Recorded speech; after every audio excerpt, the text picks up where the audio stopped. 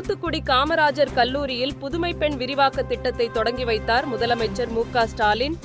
மாணவிகளுக்கு வங்கி அட்டை வழங்கினார் முதல்வர். அண்ணா பல்கலைக்கழக மாணவி பாலியல் வன்கொடுமை சம்பவம் தொடர்பாக விசாரணையை தொடங்கியது தேசிய மகளிர் ஆணையக்குழு.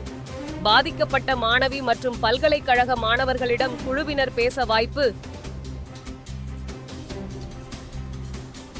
எல்லா சூழல்களிலும் நிச்சயமாக உங்களுடன் நான் உறுதியாக நிற்பேன், அண்ணனாகவும் அரணாகவும். அண்ணா பல்கலைக்கழக மாணவி விவகாரம் தொடர்பாக தாவேகா தலைவர் விஜய் கடிதம்.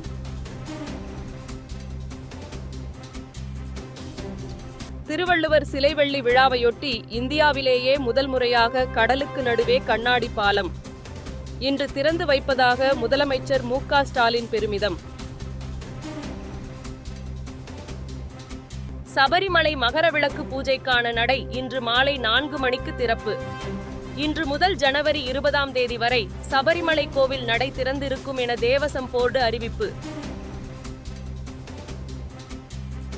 சென்னையில் ஆபரண தங்கத்தின் விலை சவரனுக்கு 120 ரூபாய் உயர்ந்து 57,200 ரூபாய்க்கு விற்பனை. வெள்ளி விலை மாற்றமின்றி 100 ரூபாய்க்கு விற்பனை.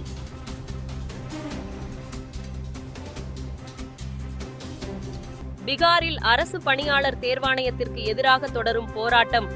போராட்டத்தில் ஈடுபட்ட மாணவர்கள் மீது போலீசார் தடியடி நடத்தியதால் பதற்றம்.